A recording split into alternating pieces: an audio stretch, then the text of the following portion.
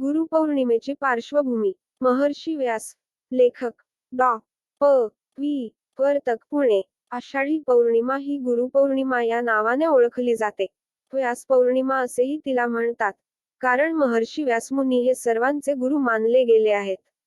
व्यासांचा जन्म या तिथीस झाला अशी एक कल्पना आहे, पण ती उचित नाही, कारण व्यासांचा जन्म कधी झाला हे त्यांनी कुठेच नोंदलेले नाही. व्यासांचा जन्म एका द्वीपावर झाला व ते वर्णाने काळे होते, म्हणून त्यांना कृष्णद्वैपायन असे नाव मिळाले. परंतु पुढे त्यांनी वेदांची व्यवस्था लावली म्हणून त्यांना व्यास ही पदवी मिळाली. पराशर ऋषीपासून मत्स्यगंधा सत्यवतीस जो पुत्र अविवाहित अवस्थेत झाला तोच व्यास. शूद्र कोळिणीपासून जन्म झाल्यामुळे हा पुत्र जन्मतः शूद्र असला तरी स्वकर्तृत्वाने तो ब्राह्मण ठरला. ब्राह्मणामध्येही वरिष्ठ ठरला. बालपणीच तपस्या आरंभून तो मुनिश्रेष्ठ सिद्ध पुरुष झाला. सिद्धी मिळाल्यावर मातेस सोडून दूर जाताना त्याने सांगितले की तू स्मरण केलेस की मी लगेच भेटेन.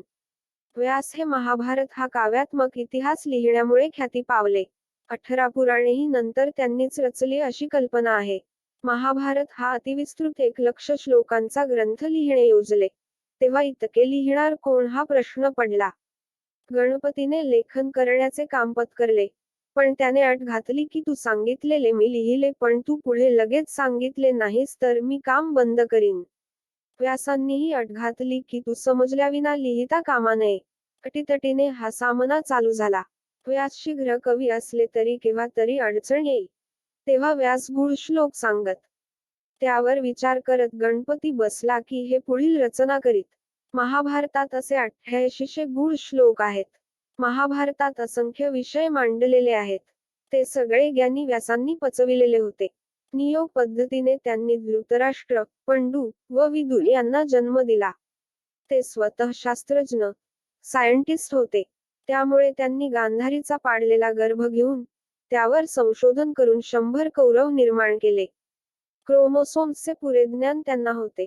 त्यामुळे त्यांनी गुणविधी हे सायंटिफिक ज्ञान त्यांनी त्या तत्वांना योजले. गुण व विधी म्हणजे कामे ठरविणारी ही तत्वे 23 असतात हेही त्यांनी नोंदलेले आहे. आज सायन्स क्रोमोसोम्स 23 आहेत असेच म्हणते. यावर अनुवंशिक रोग अवलंबून असतात हे व्यासांचे म्हणणेही सायन्सने आता मानले आहे. व्यासांना खगोलशास्त्रही अवगत होते. त्यांनी श्वेत, श्याम व तीव्र या नावाखाली युरेनस, नेपच्यून, प्लुटो या ग्रहांची स्थाने महाभारत युद्धसमयी कुठे होती ते नोंदलेले आहे. सर्व ग्रहांची स्थाने त्यांनी 2 पद्धतीने म्हणजे सायन, निरयन मानाने नोंदलेली आहेत. त्यावरून महाभारतीय युद्ध स्टार रविवार दि. 16 ऑक्टोबर 5561 इसवी पूर्व या दिवशी झाले हे मी निश्चित ठरवू शकलो. अभिजित नक्षत्र गगनातून ढळले होते ही वैज्ञानिक सत्यकथा त्यांनी महाभारतात लिहून ठेवली आहे. असंख्य नक्षत्रे गगनात असूनही केवळ एकाबद्दल ते सांगतात आणि आजचे विज्ञान नेमके तेच नक्षत्रे सनपूर्व 12,000 वर्षे या काळी ढळले होते हे मानते. यावरून व्यासांच्या दिव्य ज्ञानाची पारख होते.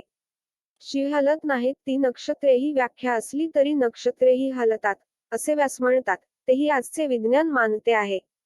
महाभारत युद्धारंभी अमावस्या होती हे सांगून ते म्हणतात की सूर्य उगवताच 2 भागांचा झाला व किरण फेकण्याऐवजी ज्वाला फेकू लागला. आजचे विद्वान यावरून व्यासांना मूर्ख ठरवू बघतात, कारण सूर्याचे 2 भाग कसे होतील असे त्यांना वाटते. पण ग्रहणसमयी सूर्य खरोखरीच 2 भाग दर्शवितो, मध्ये काळी तबकडी व भोवती प्रभामंडळ. खग्रास सूर्यग्रहणसमयी खरेच प्रचंड ज्वाला सूर्यपृष्ठावरून उफाळलेल्या दिसतात असे आजचे सायन्स सांगते. व्यासोच्छिष्ट जगत सर्वम, व्यासांनी सारे जग उष्टे करून टाकले आहे, असे म्हणतात ते यावरून सत्य ठरते. कारण व्यासांना ज्ञात नाही असे काहीच नाही. आजच्या काळातील सर्वश्रेष्ठ शास्त्रज्ञ आइन्स्टाईन याने सिद्धांत मांडला की जो कोणी अतिवेगाने अंतराळात जाऊन परतला तर त्याचे आयुष्य वाढले असल्याचे आढळेल.